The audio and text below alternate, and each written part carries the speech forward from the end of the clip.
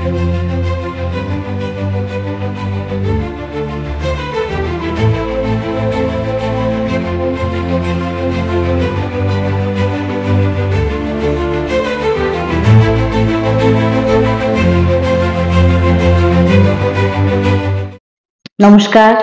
Shipra tutorial চ্যানেলে সবাইকে তোমাদের স্বাগত জানাই। আমি আজকে তোমাদের সপ্তম শ্রেণীর দ্বিতীয় অধ্যায়ের বিষয়বস্তু, সেটা হচ্ছে ভারতবর্ষে তুর্কি আক্রমণ। ভারতবর্ষে তুর্কি আক্রমণ সম্পর্কে আমি আজকে আলোচনা করব। ক্লাস 7 এর তোমাদের সেকেন্ড চ্যাপ্টারের টপিক ইন্ডিয়াতে যে টার্কিশরা অ্যাটাক করেছিল সেই নিয়ে আজকে আমি ডিসকাস করব। আমি আগের ক্লাসে বা আগের ভিডিওতে আমি আলোচনা করেছি যে আরব সভ্যতা কাকে বলে, ইসলাম ধর্ম কাকে বলে এবং ভারতবর্ষের সঙ্গে আরব সভ্যতার কিভাবে যোগাযোগ হয়েছিল সেটা কিন্তু আমি আগের ক্লাসে আলোচনা করেছি। এবং সেখানে আমি এটাও বলেছি যে মোহাম্মদ বিন কাসিমের নেতৃত্বে আরব শক্তিরা ভারতবর্ষে পশ্চিম ভারতে অভিযান করেছিল, কিন্তু কাসেমের মৃত্যুর পর তারা নবম শতাব্দীর শেষের দিকে তারা এই ভারতবর্ষের অভিযান বন্ধ করে দেয়। কিন্তু তারপরেও কিন্তু ভারতবর্ষে আরেক মুসলমান শক্তি আক্রমণ করেছিল, সেটা একাদশ এবং দ্বাদশ শতাব্দীতে। সেই মুসলমান শক্তিকে বলা হয় তুর্কি শক্তি বা তুর্কি, এদের নাম বলা হয় তুর্কি। মানে যখন আরব শক্তি বা আরবদের যে মুসলিম পাওয়ার আরব যারা ছিল তারা যখন ইন্ডিয়াতে মিশন করেছিল, তারপর সেটা 9th সেঞ্চুরির এন্ডিং এ তারা আর মিশন করেনি। তারপর যখন 11th এবং 12th সেঞ্চুরিতে ইন্ডিয়াকে আবার অ্যাটাক করেছিল একটি মুসলিম পাওয়ার, সেই মুসলিম পাওয়ারকে বলা হয় টার্কি। এরা ভারতবর্ষে অ্যাটাক করেছিল। দুজন তুর্কি শাসক বা দুজন টার্কিশ রুলার, এরা কে? একজন হচ্ছে গজনির শাসক সুলতান মাহমুদ, গজনির শাসক সুলতান মাহমুদ, এবং আরেকজনকে ঘুরির শাসক মোহাম্মদ ঘুরি। গজনি যে একটা জায়গা, তার যে রুলার ছিল সেই সুলতান মাহমুদ, তিনি কিন্তু ভারতবর্ষ আক্রমণ করেছিলেন বা অ্যাটাক করেছিলেন। এবং আরেকজনকে, তিনি হলেন ঘুরি ডাইনেস্টির শাসক রুলার, তিনি হলেন মোহাম্মদ ঘুরি। তিনিও কিন্তু ভারতবর্ষ আক্রমণ করেছিলেন বা অ্যাটাক করেছিলেন। কিন্তু মজার বিষয় কি জানো তো, দুজনের উদ্দেশ্য বা মোটিভ এটা কিন্তু আলাদা ছিল। আমি এবার সেটাই আলোচনা করব যে দুজনের কি উদ্দেশ্য ছিল এবং কিভাবে তারা ভারতবর্ষ আক্রমণ করেছিল, কি মোটিভ নিয়ে এই দুজন রুলার ইন্ডিয়াকে অ্যাটাক করেছিল। এবার সেটা আমি ডিসকাস করব। প্রথমে আলোচনা করব আমি গজনির সুলতান মাহমুদের কথা। এই গজনির সুলতান মাহমুদ, তিনি ভারতবর্ষ আক্রমণ করেছিলেন সম্পদের আশায়। মানে ভারতবর্ষ তো একটা সম্পদশালী একটা দেশ বা কান্ট্রি, একটা অ্যাসেট, ভারতবর্ষ ইন্ডিয়াতে প্রচুর অ্যাসেট আছে। সেই সম্পদের টানে, সেই অ্যাসেটের প্রতি অ্যাট্রাক্ট হয়ে সুলতান মাহমুদ ভারতবর্ষকে অ্যাটাক করেছিলেন বা আক্রমণ করেছিলেন। কখন? তিনি 1000 থেকে 1027, 1000 থেকে 1027 খ্রিস্টাব্দ, এইরকম সময় 17 বার, 17 টাইমস তিনি কিন্তু ভারতবর্ষকে আক্রমণ করেছিলেন। এবং তার উদ্দেশ্য ছিল ভারতবর্ষে যে মন্দিরগুলো আছে সেই মন্দিরগুলো থেকে সম্পদ লুট করে নিজের সাম্রাজ্যে নিয়ে যাওয়া। মানে মধ্য এশিয়ায় ওনার যে সাম্রাজ্য আছে সেই সাম্রাজ্যতে নিয়ে গিয়ে ব্যয় করা। মানে ইন্ডিয়ার যত টেম্পেল আছে সেই টেম্পেলে প্রচুর পরিমাণে অ্যাসেট ছিল, আমাদের ইন্ডিয়াতে আছে বা ছিল তখন, সেই অ্যাসেট গুলোকে প্লান্ডার করে নিয়ে গিয়ে নিজের এম্পায়ারে ইনভেস্ট করা। মধ্য এশিয়ায় ওনার যে এম্পায়ার আছে সুলতান মাহমুদের, সেইখানে ইনভেস্ট করা, এটা ছিল সুলতান মাহমুদের একমাত্র মোটিভ। এবং তার কারণে তিনি এই সামান্য মানে কটা বছর, 27 বছরে তিনি 17 বার ভারতবর্ষ আক্রমণ করেছিলেন। 27 ইয়ার্সে 17 টাইমস ইন্ডিয়াকে অ্যাটাক করেছিলেন, এটা কম কথা নয়। এবং তাই তাকে একজন আক্রমণকারী বলা হয়, মানে রেইডার হিসাবে ধরা হয়। তিনি কিন্তু একজন যোদ্ধা বা ফাইটারও ছিলেন। তার সঙ্গে এটাও বলবো যে তিনি শুধু আক্রমণ করে ভারতবর্ষ থেকে সম্পদ নিয়ে গেছিলেন, এটা ঠিক কথা, কিন্তু সেই সম্পদকে ভালো কাজে তিনি কিন্তু ব্যয় করেছিলেন বা ইনভেস্ট করেছিলেন। তিনি তার সাম্রাজ্য অর্থাৎ গজনী, তার রাজধানী গজনী এবং তার আশেপাশের শহরগুলিকে তিনি কিন্তু সুন্দর করে সাজিয়ে তুলেছিলেন, সেগুলোকে ভালো করে তার উন্নতির জন্য কাজ করেছিলেন, তার সাম্রাজ্যে তার এম্পায়ারের প্রোগ্রেসের জন্য কাজ করেছিলেন। তিনি তার রাজধানীর শহরগুলো বা ক্যাপিটাল এবং ক্যাপিটালের কাছাকাছি যে সিটিগুলো ছিল সেগুলোতে তিনি অনেক কিছু বানিয়েছিলেন এই ভারতবর্ষ থেকে লুট করে আনা সম্পদ দিয়ে বা প্লান্ডার করে আনা অ্যাসেট দিয়ে। কি সেগুলো? সেগুলো হলো প্রাসাদ। প্রাসাদ মানে হচ্ছে প্যালেস যাকে বলে, বানিয়েছিলেন।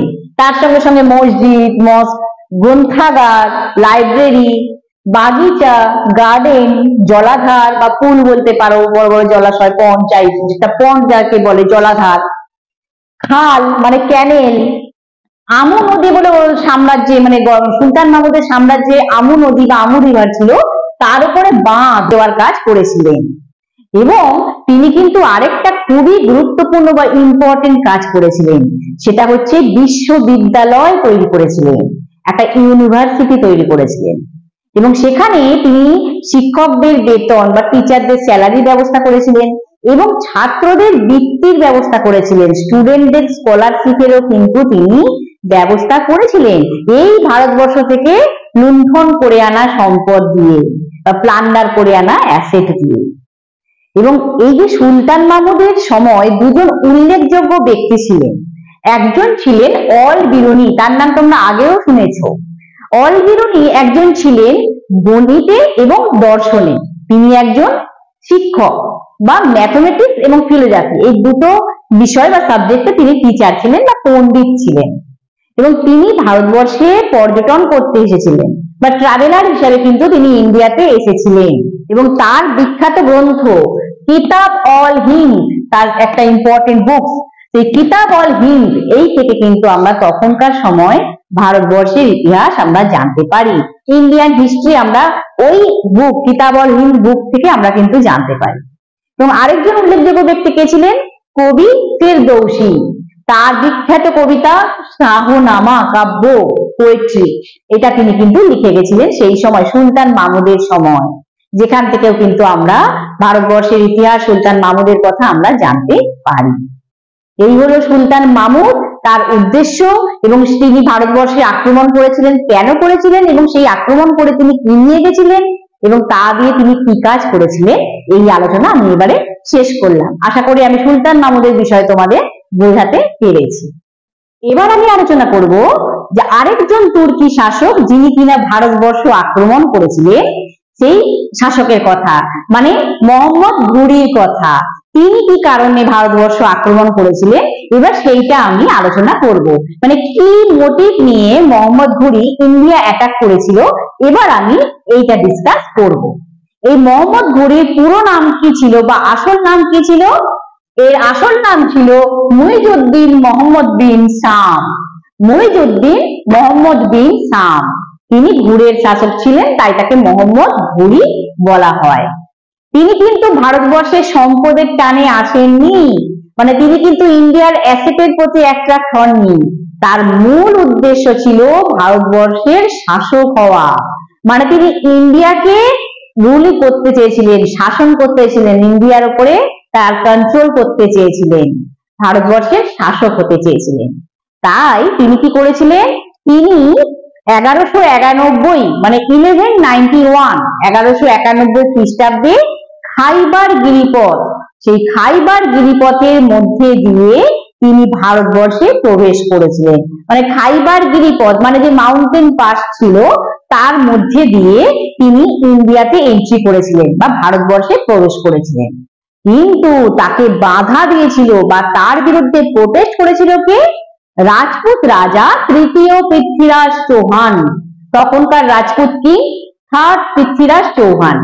তিনি কিন্তু প্রোটেস্ট করেছিলেন, কাকে? মোহাম্মদ ঘুরিকে ইন্ডিয়াতে ঢোকার ক্ষেত্রে আটকেছিলেন এবং তাদের মধ্যে একটা যুদ্ধ হয় বা ব্যাটেল হয় 1191 খ্রিস্টাব্দে 1191, যে যুদ্ধ তরাইনের যুদ্ধ, প্রথম তরাইনের যুদ্ধ নামে পরিচিত, ফার্স্ট ব্যাটেল অফ তরাইন 1191 হয়েছিল। কার কার মধ্যে হয়েছিল? তৃতীয় পৃথ্বীরাজ চৌহান, রাজপুত রাজা তৃতীয় পৃথ্বীরাজ চৌহান এবং মোহাম্মদ ঘুরির সঙ্গে। এবং এই যুদ্ধে কিন্তু মোহাম্মদ ঘুরি হেরে যান, পৃথ্বীরাজ চৌহান কিন্তু জিতে যান বা জয়লাভ করেন, ভিক্টরি লাভ করেন। এবং তারপর মোহাম্মদ ঘুরি এই যুদ্ধে কিন্তু আহতও হয়েছিলেন, তিনি কিন্তু ইনজোর্ডও হয়েছিলেন এবং তিনি তার সাম্রাজ্যে ফিরে গেছিলেন। কিন্তু তিনি তার পরের বছরই, এক বছরের মধ্যে তিনি পুরোপুরি একটা প্রস্তুতি নিয়ে ভালোভাবে একটা প্রিপারেশন করে তিনি কিন্তু আবার ইন্ডিয়া অ্যাটাক করেন বা আবার ভারতবর্ষ আক্রমণ করেছিলেন। সেটা কখন? 1192 খ্রিস্টাব্দে, 1192-তে। এবার পুনরায় আবার পৃথ্বীরাজ চৌহান তাকে আটকেছিলেন বা বাধা দিয়েছিলেন, তার ফলে আবার যুদ্ধ হয়, যে যুদ্ধ দ্বিতীয় তরাইনের যুদ্ধ নামে পরিচিত বা সেকেন্ড ব্যাটেল অফ তারাইন 1192-তে হয়েছিল। কিন্তু দুঃখের বিষয়, এই যে এক বছরের মধ্যে যে আবার তিনি আক্রমণ করবে মোহাম্মদ ঘুরি, এটা কিন্তু পৃথ্বীরাজ চৌহান ভাবতে পারেননি। তাই হঠাৎ করে আসা আক্রমণে পৃথ্বীরাজ চৌহান কিন্তু এই যুদ্ধে হেরে যায় বা পরাজয় তার লাভ করে আর কি। এবং মোহাম্মদ ঘুরি তাকে বন্দী করে নেন, তাকে প্রিজনার করে নেন, ইমপ্রিজন করে রেখে দেন। এবং তারপর তিনি এই যুদ্ধে জয়লাভ করেন। জয়লাভ করে তার সেনাপতির নাম কি ছিল? কুতুবউদ্দিন আইবেক। তার সেনাপতি বা জেনারেল, একজন বিশ্বস্ত সেনাপতি, তার নাম ছিল কুতুবউদ্দিন আইবেক। তিনি কি করেছিলেন? 1193 খ্রিস্টাব্দে মানে 1193, তখন কি করলেন? আজমির দখল করে নিলেন। ভারতবর্ষে যে আজমির, দিল্লি আজমির, সে আজমির ক্যাপচার করে নেন। এবং ধীরে ধীরে উত্তর এবং মধ্য ভারতে, নর্থ টু মিডল ইন্ডিয়াতে কিন্তু ঘুরি একটা শাসন বা কন্ট্রোল, নিয়ন্ত্রণ প্রতিষ্ঠা করেন বা এস্টাবলিশ করেন। কে? এই কুতুবউদ্দিন আইবকের সাহায্য নিয়ে মোহাম্মদ ঘুরি। কিন্তু তারপর কিন্তু 1206 খ্রিস্টাব্দে 1206 এরকম সময় মোহাম্মদ ঘুরি কিন্তু মারা যান বা তার ডেথ হয়ে যায়। তারপর তারই সেনাপতি কুতুবউদ্দিন আইবেক দিল্লিতে সুলতানি শাসন প্রতিষ্ঠা করেন বা সুলতানি যে একটা ডাইনাস্টি, সেটাকে এস্টাবলিশ করেন। কে? এই কুতুবউদ্দিন আইবেক। এইভাবে কিন্তু ভারতবর্ষে তুর্কিরা নিয়ন্ত্রণ করতে শুরু করে, টার্কিসরা এইভাবে কিন্তু ইন্ডিয়াকে কন্ট্রোল করতে শুরু করে। এই হচ্ছে গজনীর শাসক সুলতান মাহমুদ কিন্তু আর ভারতবর্ষে কিন্তু থেকে যায়নি, সে বারবার এসেছে, আক্রমণ করেছে, সম্পদ নিয়েছে, আবার চলে গেছে। তাই তার দ্বারা কিন্তু ইন্ডিয়া বা ভারতবর্ষে কোনো তেমন ভাবে ক্ষতি হয়নি। কিন্তু তারপর মোহাম্মদ ঘুরি কিন্তু ভারতবর্ষে এসে নিজের নিয়ন্ত্রণ বা নিজের কন্ট্রোলটা করেছিল। এই হচ্ছে দুজন তুর্কি শাসক যারা কিনা ভারতবর্ষে আক্রমণ করেছিল বা অ্যাটাক করেছিল। আশা করি তোমাদের দুটো বিষয় আমি বোঝাতে পারলাম। এবার আমি আলোচনা করব বাংলাতে কিভাবে তুর্কিরা আক্রমণ করে বা বেঙ্গলের উপর কিরকম ভাবে টার্কিসরা অ্যাটাক করে, এইটা এবার আমি ডিসকাস করব। বাংলাতে তুর্কি আক্রমণ হয় কার দ্বারা? মোহাম্মদ ঘুরি একজন সেনাপতি তো কুতুবউদ্দিন আইবক, যিনি কিনা দিল্লি দখল করে নেয়। আরেকজন সেনাপতি বা আরেকজন জেনারেল, তার নাম ছিল এই যে বখতিয়ার খলজি। বখতিয়ার খলজি, এই বখতিয়ার খলজি পুরো নাম কি? ইখতিয়ার উদ্দিন মোহাম্মদ বখতিয়ার খলজি, যাকে ছোট করে বখতিয়ার খলজি বলা হয়। ইনিও কিন্তু মোহাম্মদ ঘুরির একজন বিশ্বস্ত সেনাপতি ছিলেন, একজন জেনারেল ছিলেন, ফেথফুল জেনারেল যাকে বলে। তাকে তিনি কিন্তু 1204 খ্রিস্টাব্দের শেষের দিকে বা 1205 খ্রিস্টাব্দের শুরুতে, এরকম সময় মানে 1204 to 1205 এরকম সময় কিন্তু বাংলায় এসে নদিয়া দখল করে নেয়, বেঙ্গলে এসে নদিয়া ক্যাপচার করে নেয় এবং বাংলায় তুর্কি শাসন প্রতিষ্ঠা করে বা এস্টাবলিশ করে। এবং এই বাংলায় তুর্কি আক্রমণে 40 বছর পর মানে 40 ইয়ার্স পরে একজন ঐতিহাসিক যার নাম ছিল মিনহাজ-ই-সিরাজ, একজন হিস্টোরিয়ান যার নাম ছিল মিনহাজ-ই-সিরাজ, তার কি গ্রন্থ তবকাত-ই-নাসিরি, তবকাত-ই-নাসিরি গ্রন্থে তিনি বাংলায় তুর্কি কিভাবে আক্রমণ হয়েছিল সেইটার কথা তিনি বলে গেছেন। তিনি 40 বছর পর বাংলায় এসেছিলেন এবং এই তুর্কি আক্রমণের কথা শুনেছিলেন। শোনার পরে তিনি তার এই গ্রন্থে তিনি লিখে গেছিলেন, সেইখান থেকে কিন্তু আমরা জানতে পারি। সেখানে সেই গ্রন্থে বলা আছে যে এই বখতিয়ার খলজি এবং তার তুর্কি বাহিনী বা টার্কিশ যে ফোর্স, তারা কিন্তু খুব সহজেই নদিয়ায় ঢুকে গেছিল। খুবই কোনো ইজিলি তারা কিন্তু নদিয়াতে এন্ট্রি করেছিল। কিভাবে?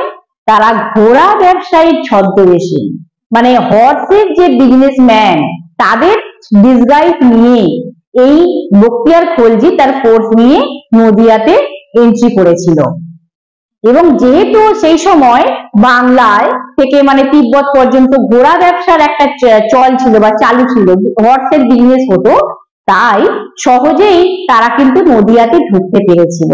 তাদের কিন্তু কেউ আক্রমণকারী বলে ভাবেনি বা রেইডার বলে ভাবেনি। এবং আরো তখনকার সময় নদিয়া বলতে ছিল, মনে করা হয় যে পশ্চিমবঙ্গে ভাগীরথী নদীর তীরে যে অঞ্চল ছিল সেটা হয়তো নদিয়া ছিল, যেটা কিনা এখন নদীর তলায় চলে গেছে, এটা ভাবা হয়।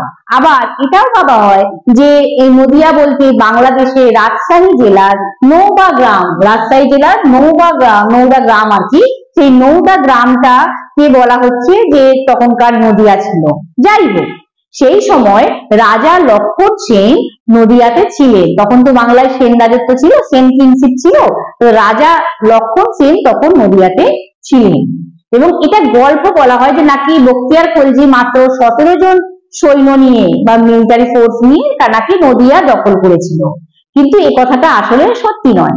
আসল কথাটা হচ্ছে যে এই উত্তর ভারত থেকে এই বাংলায় যাওয়ার বা প্রবেশ করার অনেকগুলো পথ ছিল বা রাস্তা ছিল, অনেকগুলো রুট ছিল। এবং বিহার থেকে বাংলায় আসার জন্য রাজমহল পাহাড়ের উত্তর দিক ধরেই আসতে হতো। রাজমহল যে হিল ছিল তার নর্থ সাইড ধরে কিন্তু বেঙ্গলে ঢুকতে হতো বিহার থেকে। এবং রাজা লক্ষণ সেন কি করেছিল, এই জায়গাটাতেই মিলিটারি ফোর্স অ্যাপয়েন্ট করেছিল বা সৈন্য মোতায়েন করেছিল। কিন্তু বখতিয়ার খলজি তিনি তো খুব বুদ্ধিমান ছিল, সেই ইন্টেলিজেন্ট ছিল ভীষণ। বখতিয়ার খলজি কি করেছিল, সে তার ফোর্সকে বা তার দলকে ছোট ছোট দলে ভাগ করেছিল, স্মল স্মল গ্রুপে ডিভাইড করেছিল এবং ঝাড়খণ্ডের দুর্গম জঙ্গলের মধ্যে দিয়ে নদিয়ায় ঢুকেছিল। ঝাড়খণ্ডের যে দুর্গম জঙ্গল প্যাকলেস ফরেস্ট, যেখানে সহজে যাওয়া আসা করা যায় না, খুব কঠিন রাস্তা, সেই দুর্গম জঙ্গলের মধ্যে দিয়ে কিন্তু বখতিয়ার খলজি তার ছোট ছোট দলকে নিয়ে নদিয়ায় ঢুকেছিল। এবার রাজা লক্ষণ সেন তো তখন যথেষ্ট বয়স হয়ে গেছে, তিনি তো এজেড ছিলেন, এবং এই যে বখতিয়ার খলজির কৌশল বা ট্রিক্স, এটা কিন্তু তিনি বুঝতে পারেননি। তাই অতর্কিত আক্রমণ বা সাডেনলি অ্যাটাকের ফলে তিনি কিন্তু স্যারেন্ডার করে দিয়েছেন। স্যারেন্ডার তিনি কোনো যুদ্ধতে যাননি, তিনি পূর্ববঙ্গে পালিয়ে গেছিলেন বা ইস্ট বেঙ্গলে তিনি পালিয়ে গেছিলেন। এটা বলা আছে তিনি নাকি খেতে বসেছিলেন, সেই সময় নাকি বখতিয়ার খলজি তার ফোর্স নিয়ে নদিয়ায় ঢুকে পড়েছিল। তাই রাজা লক্ষণ সেন সেই রকম অবস্থাতেই নাকি পালিয়ে গিয়েছিলেন।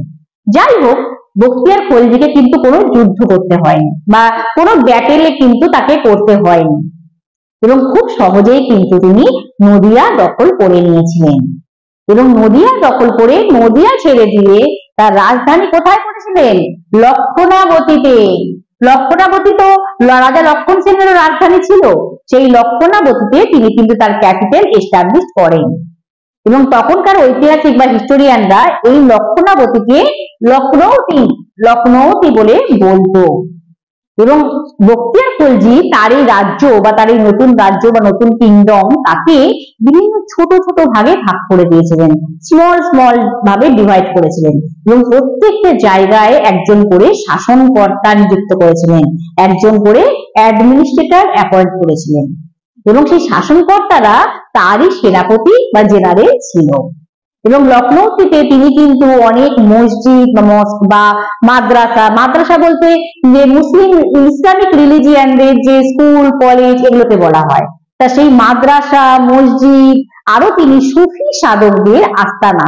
সুফি সাধক ইসলাম রিলিজিয়ান নিয়ে যারা প্র্যাকটিস করে, সাধক প্র্যাকটিশনার, তো সেই ইসলামিক রিলিজিয়ান নিয়ে যারা প্র্যাকটিশনার ছিল সেই সুফি সাধকদের শেল্টারের ব্যবস্থা করেন বা আস্তানা তৈরি করেছিলেন। কোথায়? এই লখনৌতিতে। কে? বখতিয়ার খলজি। আর তার এই রাজ্যের এই লখনৌতির সীমানা কি ছিল? এই লখনৌতির সীমানা ছিল উত্তরে দিনাজপুর জেলার দেবপুর থেকে রংপুর, উত্তরে দিনাজপুর জেলার দেবপুর থেকে রংপুর পর্যন্ত, এবং দক্ষিণে পদ্মা নদী পর্যন্ত, পূর্বে বা পদ্মা রিভার পর্যন্ত, এবং পূর্বে ছিল বা ইস্টে ছিল করতোয়া এবং তিস্তা, করতোয়া তিস্তা নদী বা রিভার, এবং পশ্চিমে বা ওয়েস্টে বিহার পর্যন্ত কিন্তু তার রাজ্যের সীমানা ছিল। বিহার অব্দি তার কিংডমের যে বর্ডার সেটা ছিল, লখনৌতি এটাই ছিল রাজ্যের সীমানা। এবং তারপর তিনি কিন্তু আবার তিব্বত আক্রমণ করেছিলেন, তিব্বত কিন্তু তিনি অ্যাটাক করেছিলেন, কিন্তু তার সেই আক্রমণ সফল বা সাকসেসফুল হয়েছিল না। এবং বখতিয়ার খলজি 1206 খ্রিস্টাব্দে তিনি কিন্তু মারা যান, বা 1206 তিনি কিন্তু মারা যান। এবং একই সময় পূর্ববঙ্গে মানে ইস্ট বেঙ্গলে রাজা লক্ষণ সেনও কিন্তু মারা যান। এইভাবে ভারতবর্ষ তথা বাংলায় একটা তুর্কি আক্রমণের একটা অধ্যায় বা একটা চ্যাপ্টারের শেষ হয় বা এন্ডিং হয়। এইভাবেই তুর্কিরা ভারতবর্ষে এসেছিল, বাংলায় আক্রমণ করেছিল, ভারতবর্ষে আক্রমণ করেছিল, এবং তারা এইভাবে তারা রাজ্য বিস্তারও করেছিল। আশা করি তোমাদের বোঝাতে পারলাম যে কিভাবে তুর্কিরা আমাদের ভারতবর্ষে পুরো ছেয়ে গেছিল, পুরো একদম নিজেদের কন্ট্রোল করে নিয়েছিল। আশা করি তোমরা বুঝতে পেরেছো। এবং আলোচনার শেষে আমি সকল ছাত্রছাত্রীর উদ্দেশ্যে আমি বলতে চাই যে তোমরা মনে রাখবে যে শিক্ষা এটা কিন্তু একটা আজীবন যাত্রা, এবং তোমরা সেই যাত্রা পথে এক এক ধাপ করে এগোতে থাকো। আমি কিন্তু তোমাদের পথ দেখানোর জন্য সবসময় পাশে থাকবো। এইখানেই আমি আমার আলোচনা শেষ করছি, এবং যারা এখনো শিপ্রা টিউটোরিয়াল চ্যানেলটি সাবস্ক্রাইব করোনি তারা চ্যানেলটি সাবস্ক্রাইব করে নিও, এবং পাশে থাকা বেল আইকনটি অবশ্যই প্রেস করো, তবে নোটিফিকেশন পাবে। আমি অনেক বিষয় নিয়ে কিন্তু আলোচনা করছি। এখানেই আমি আমার আলোচনা শেষ করছি। নমস্কার।